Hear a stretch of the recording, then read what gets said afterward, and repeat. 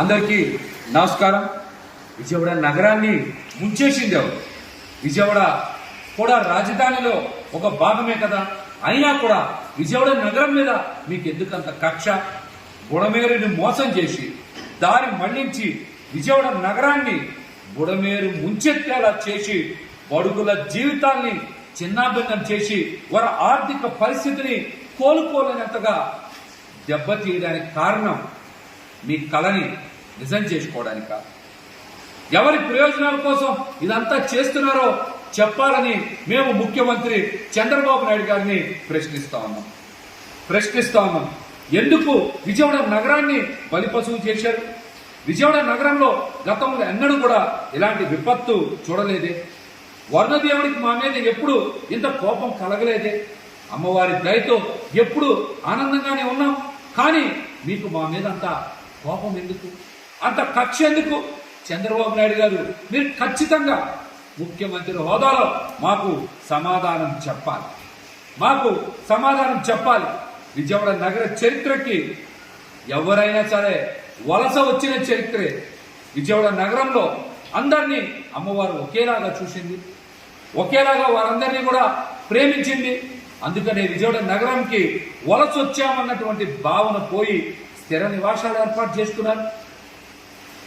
దశాబ్దాల తరబడి ఇక్కడే ఉండిపోయారు. కానీ ఈ రోజున సొంతూరును గుర్తు తెచ్చుకొని విజయవాడ నగరం నుంచి వలసలు ఇతర ప్రాంతాలకి వారి స్వస్థలాలకి వెళ్ళిపోతున్నారంటే ఈ ఘోర సంఘటనని మేము చూడలేకపోతా ఉన్నాం. మా బాధని వ్యక్తం చేయలేకపోతా ఉన్నాం. ఎందుకు ఇంత దుర్మార్గం చేశారు? దీనికి కూడా మీరు సమాధానం చెప్పాలి. మేము చేసిన తప్పేంటి? విజయవాడ నగర ప్రజలు చేసిన తప్పేంటి? ఏదో ఒక రోజు మీ విపరీతమైనటువంటి తెలివితేటలతో హైదరాబాద్ కూడా మీరు సముద్రాన్ని తీసుకెళ్లిన ఆశ్చర్యపోకర్లా. ఎందుకంటే మీకు తోడొచ్చేటువంటి యోధులైన నాయకులు ఉన్నారు. వాళ్ళకి ఆర్టిఫిషియల్ ఇంటెలిజెన్స్ టెక్నాలజీ మీద కూడా బాగా పట్టుంది. అట్లాంటి నాయకుల మద్దతు ఉన్న మీరు ఖచ్చితంగా ఏదో ఒక రోజు హైదరాబాద్కి సముద్రాన్ని కూడా ఖచ్చితంగా తీసుకెళ్లేటువంటి సమర్థత ఉందని నేనైతే అనుకుంటా ఉన్నా.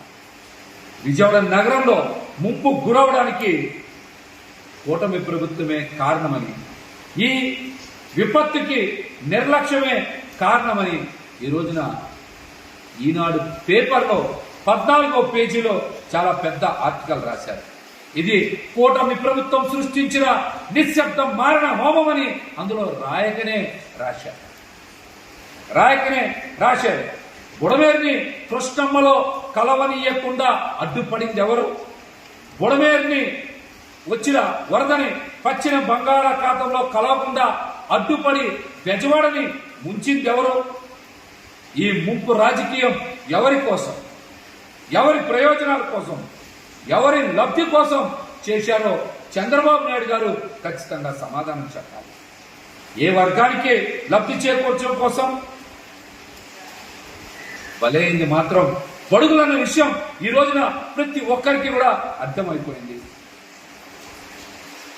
చివరికి ఆధిపత్య వర్గాల అభివృద్ధి కోసం బడుగు బలహీన వర్గాలు, పేద బిక్కీలు ఈ రోజున అన్యాయం అయిపోయారు. చరిత్ర ఎప్పటికీ కూడా ఇది గుర్తు పెట్టుకుంటుంది.